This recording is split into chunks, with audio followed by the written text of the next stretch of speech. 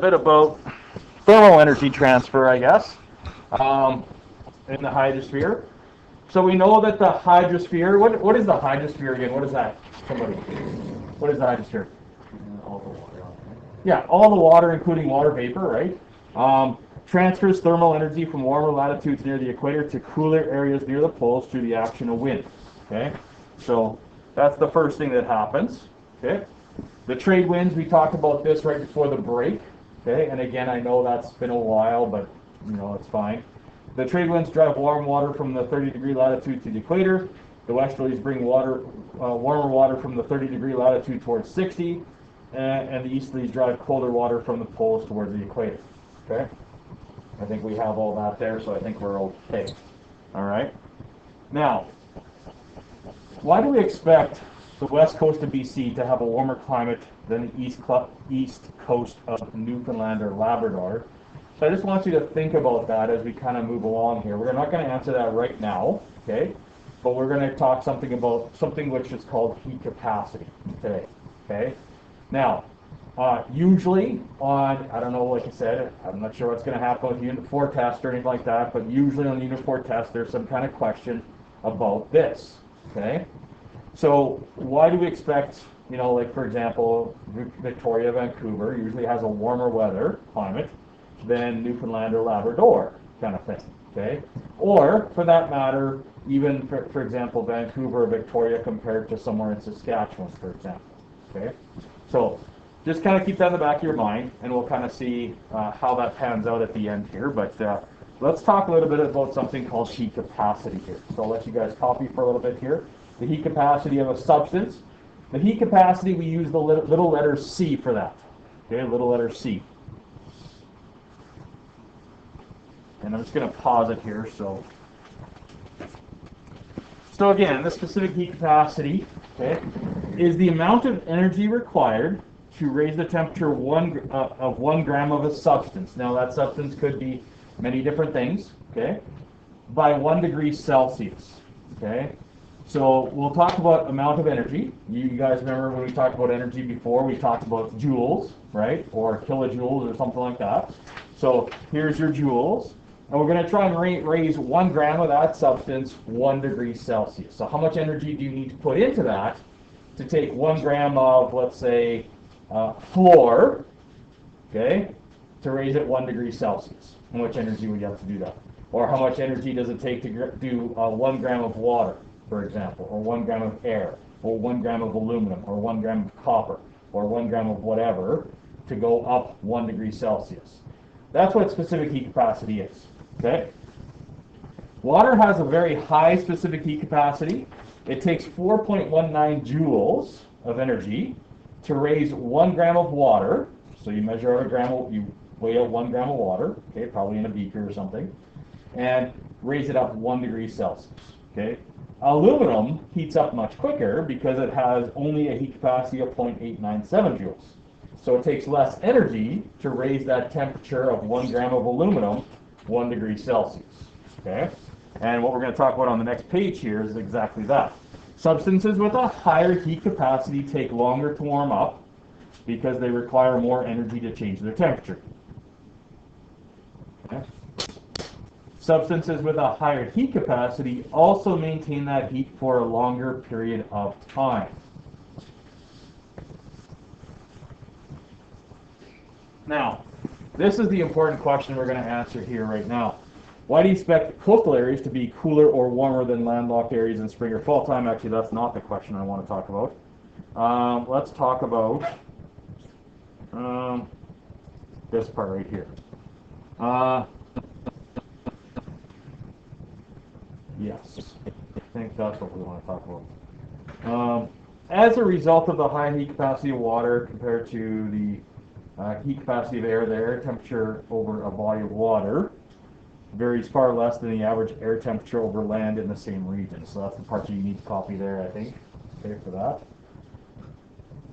Let me take a break here, I guess, while you copy that.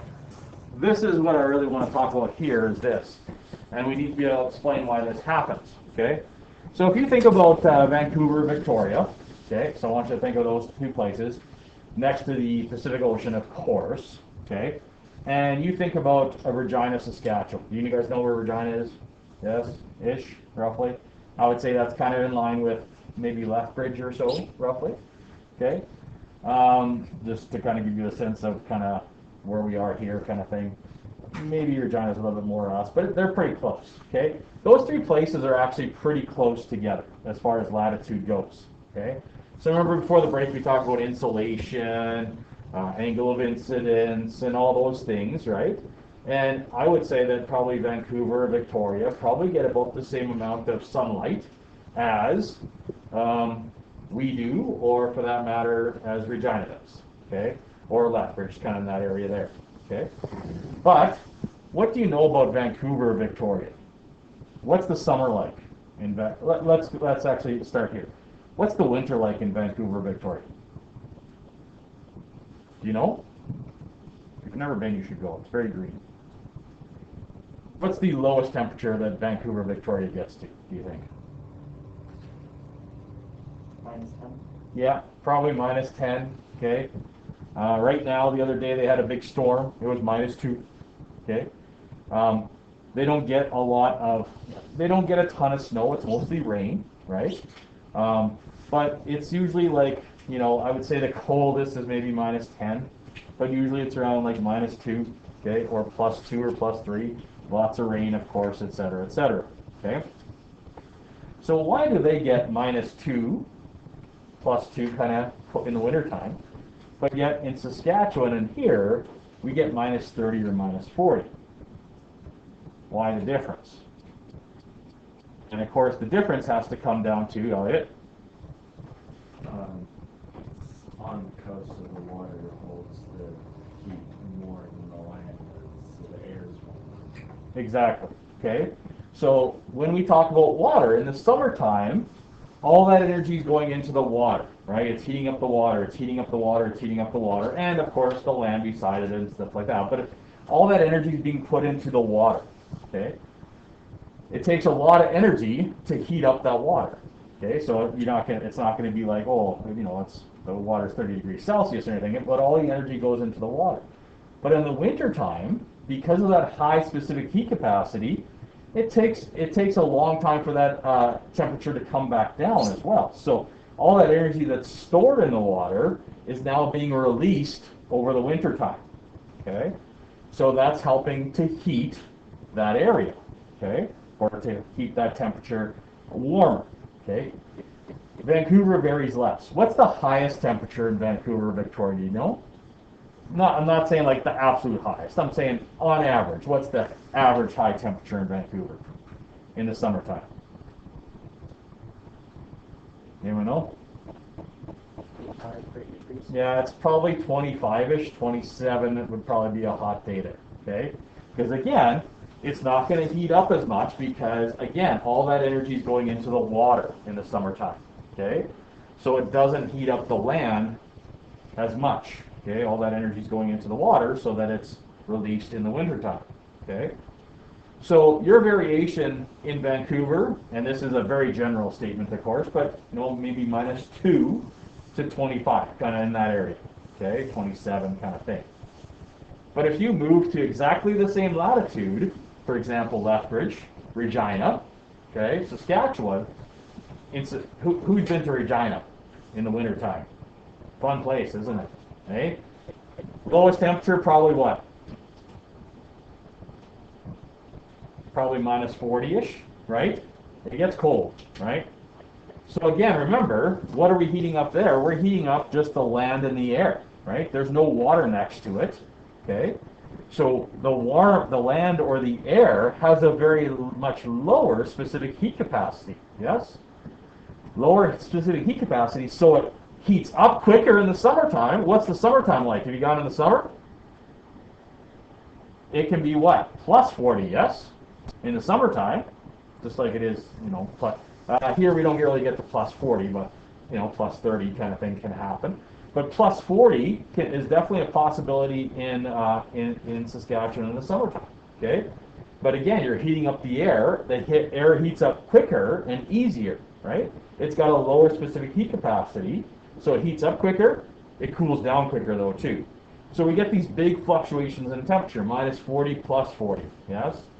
Near a body of water, we are going to get like minus 2, 0 to 27. It's going to be a lot more, it's not going to vary as much because the water is kind of balancing that out. It takes energy in, it gives energy back out, okay? So it's going to be much more, less variation, okay? And that has to do with specific heat capacity of substances that you are near, okay? So when we talk about water, we're talking about a very high specific heat capacity. We're talking about air, much lower, okay? So it takes less time to heat up, it takes less time to cool down as well, okay? So we get large variations, okay? When I grew up in northern Saskatchewan, and even in northern Saskatchewan, it would be minus 40 in the winter time. Even in northern Saskatchewan, which is probably kind of equivalent to probably, I'd say, around Edmonton area, be minus 40 in the winter time. And that was like the minus 40, and then there was the wind chill on top of that. It'd be minus 40 in the winter time. I remember we walked to school, we dressed up with scarves and stuff like that, and full, what do you call it, snowsuits and all that stuff. And in the summertime, it'd be plus 40, you know. So a large variation in temperature, okay? All right, so we want to know that for sure, make sure. And by the way, if it says this,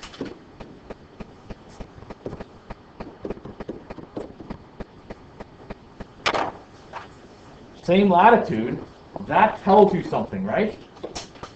That means that those two places should get the same amount of insolation. Yes? Insolation. Same amount of sun, right? So if it says, hey, we got Saskatoon, Saskatchewan, which is in the middle of nowhere, okay? And London, England, you guys know that London, England is next to a body of water, yes? I hope. If not, get a map, start studying some maps. But those two have the same latitude. That means they're the same distance away from the equator. But then they're going to talk about why is this one so much, why does this one vary so much? Why does this one not? Or what can you tell me about the climates of those two places? And of course you're going to say, well, Saskatchewan is not near any large body of water, so it's going to heat up and cool down a lot. Okay? London, same thing with London, if you know anything about London, they don't get a lot of snow, right? They don't get a lot of snow because, of course, they don't have a lot of variation. The water's next to them, retains that energy, just like Vancouver, Victoria does. Okay? So anytime they talk about same latitude, that's something that you want to consider. Okay? Okay, now we're going to talk about the quantity of thermal energy, Q.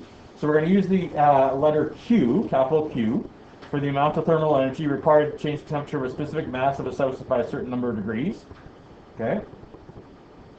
Let's see.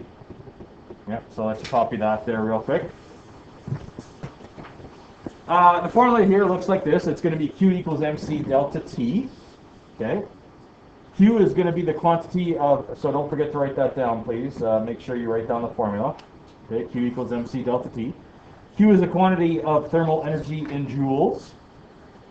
M is little m is the mass of the substance in grams. C is the specific heat capacity of the substance. And delta T is the change in temperature. So the change in temperature.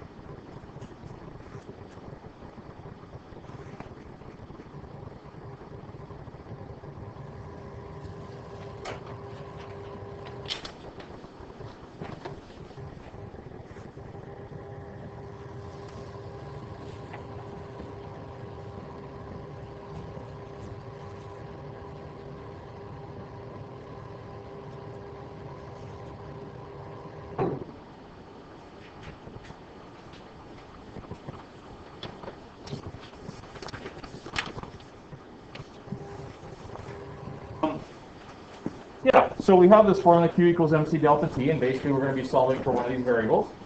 This C number, this is the mass in grams. C is going to be an experimental value, basically, or it's going to be a constant that's given to you. Okay, so it's either going to be given to you in the question, or it's on the back of your periodic table. Okay, so that's where you're going to find the C values. Okay, in case it's not in the question, you're going to look in the periodic table on the back. Okay, with all the other constants. Delta T means the change in temperature. So, for example, if I go from 25 The 35 degrees Celsius, that's a change of 10. That's what we'd be putting in there, 10 degrees Celsius. Okay? And Q is going to be measured in joules, of course. Now, how do you measure these things? We use something called a calorimeter, and the reason we talk about this is because in Chem 30, this is actually going to be one of your first labs in Chem 30, is called calorimetry. Okay? And how to calculate this. In fact, you're going to be using the exact same formula as that. Okay, this is a very simple calorimeter. Okay, there's more complex ones, of course, but basically this is kind of what it looks like. We talk about having some kind of fuel down here. Okay, so maybe a candle or something like that. A weight of water, so a mass of water. Okay, and we have to remember that 1 gram of water is a milliliter kind of thing. So you don't have to know that for now, but just so you know. So if I had 500 milliliters, it'd be 500 grams of water. And we'd have like a smaller can here holding this with a little rod across it. And we basically heat this up and we measure the temperature change. We'd be able to calculate how much energy is given off by this fuel down here, for example. Okay? And then you can do other things with that in Chem 30. Okay? Now, let's go to here. Okay, let's give me a sec here. Let me get rid of this. Okay, let's go to. Well, I don't think I have one yet. You know what? Maybe I can do it here. Can I do it here? Sorry. I think I can do it here. I don't know if I have enough room. Okay, let's take a look at the first example here. Okay. And it says here an example which you guys have on the back of your sheet here. A 50-gram mass of water at 25 degrees is heated to 50 on a hot plate. Given the specific heat capacity is for, determine the value for Q. So pretty straightforward in this case. We're going to use our formula here. Q equals MC delta T. Okay. And again, we just have to be a little careful with units. So let's not forget about that. So Q equals what? The mass is 50 grams, so I'm going to put that in there. C, that's right here. That's our specific heat capacity, 4.19 joules. You're going to get used to that number because we're going to use it a lot per gram degree Celsius. And delta T, of course, is the change in temperature. So we're going from 25 to 50, okay? So I'm going to write this all out for the first one here. What is it? 50 degrees Celsius minus 25 degrees Celsius. So basically we're going to say the final minus the initial temperature, if that makes sense. Okay. Now, do you have to actually do that? No, but please make sure you do that calculation correctly. Maybe use a calculator because sometimes 50 minus 25 doesn't equal 25 for some reason. And it should, obviously. And all we're going to do is find the determine the value of Q, or basically the amount of energy that's required to do this. So if I had 50 grams of water, okay, how much energy do I need to put in to get from 25 to 50 degrees Celsius? Okay, so we're just going to type that in on the old calculator here. Let's see, I can probably do this on here, I guess. Okay, so 50 times 4.19 times. Now, you can either do this, or you can just know that, of course, the difference there is 25. Okay? Make sure you use brackets there if you're going to do it like that, because we want to make sure we're doing 25 times 25 there. And that gives me 5,237.5. 5,237.5. 5,237.5. And that'll be measured in joules, of course, because grams will cancel with grams, Celsius cancels with Celsius, okay? And we're left with joules. Okay? Now, how many significant digits do I need to use here in this question? Yep. 3. Okay? So, obviously, this is not good enough here. We're going to go to 5.24, right? So we're going to look at the first 3 here. Okay, 5.24, we're going to round it up. Times 10 to the what? 1, 1, 2, 3. So this is my final answer here. Okay? 5.24 times 10 to the 3. Okay, good. Questions, anyone? Yes, no? Okay, and then again, okay, let's take a look at the second one here, if that's okay. The second one here, we're just going to solve for different variables as we go along here. So, I calculate the change in temperature, so it looks like delta T to me. There's my Q value. There's my mass of water. and they tell me my C there. Okay? So again, they're going to just kind of go back and forth here, but they're going to tell you most of these variables here, and we just need to solve for the temperature change. How do I solve for the temperature change? How do I get that by itself? How do I isolate that? Yep. Nicholas? Yep. Divide by M and C. That'll get rid of that and that. We're going to divide by M and C here as well. Yes? So what you do to one side, we're going to do the other side, of course, as we always do. Don't forget, we probably should use some brackets here, yes? Okay, let's not forget, we got to make sure we're doing the right order of operation there. Okay? So, delta T, where can I do this here? Delta T equals Q over MC, or Q is what? 8.38, but that's measured in kilojoules. Okay? So remember, we don't actually want kilojoules there, okay? We probably want joules, yes, because that's what's going to cancel with the other stuff here. So what I would say here instead of 8.38, 8.38 is I want 8,380 joules, okay? So I want to make sure that that's in joules, and the reason I want to make sure that's in joules is because my mass here is what, 100 grams? And my C here, and by the way, actually I'm just going to do this instead. Okay, times, let's make sure we use brackets there. And then C is 4.19. But the reason we want to use joules is because this is measured in joules per gram degree Celsius. So remember, we want joules to cancel with joules, yes? So if we had kilojoules there, it wouldn't cancel, right? So we want to be aware of that. Grams is going to cancel with grams, and we're going to be left with Celsius, which is, of course, what we want here. Okay? So when I do this on the calorimeter, let's see here, where am I? I will take, again, this is important, 8380 divided by 4.19, like so. Okay? So make sure you type brackets on the bottom part, because otherwise you're going to be off by a substantial amount. Okay? And then we're going to get 20. Okay? So the temperature change here is equal to 20. Now, how many significant digits do you think I should have here? How many? 3. Okay? So we have what? 3 here. We have 4 here. Yes? So we want to end up with 3. Okay? So I'm going to actually have to do that for a final answer. Okay? So I'm going to have to use that 0.0 there to make it 3 significant digits. Does that make sense? Is that good? Okay? So make sure you're paying attention to those, like I said, those significant digits. All right? Good? Questions, anyone? Yes, no? Okay. Let's look at this one here.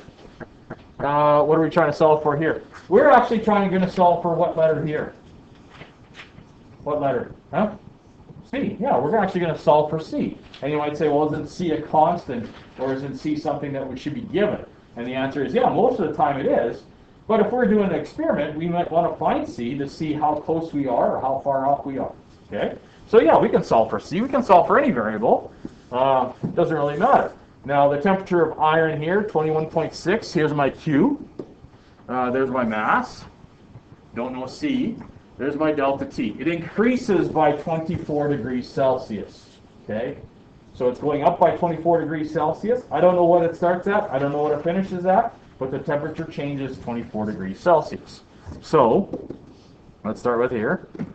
To get C by itself, I want to do divide by M, divide by delta T, yes?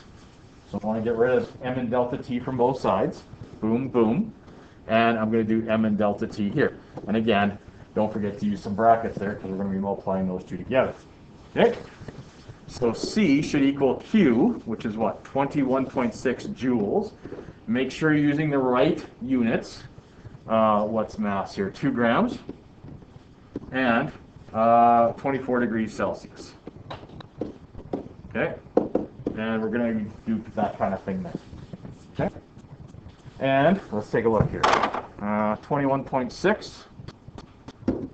21.6 divided by 2 and 24. 0.45. Okay. Now remember, the 0 in the front doesn't count. How many significant digits do I need? 2, I think, yes. Okay, for the 2 grams. This is 3. That's only 2. That's 3. This is 3 here. So that's 3. So we want to have 2. Now look at the units here that I'm left with. What should C be measured in? It should be measured in joules per gram degree Celsius. Look, does anything cancel here? No. Joules, grams, degrees Celsius. So joules over grams degrees Celsius. That's what C is measured in. Yes? And that should be your final answer there. Okay? Good? Okay. So we're going to do a lot of work with Q equals MC delta T. We're going to do some practice here. But also tomorrow we're going to use it again. Specifically with some water. We're going to talk a little bit about phase changes tomorrow. Okay? Or maybe today. We'll see. Okay? So I'm going to let you guys work on this here. Just try to get back in the groove of things here and let you guys work on these questions.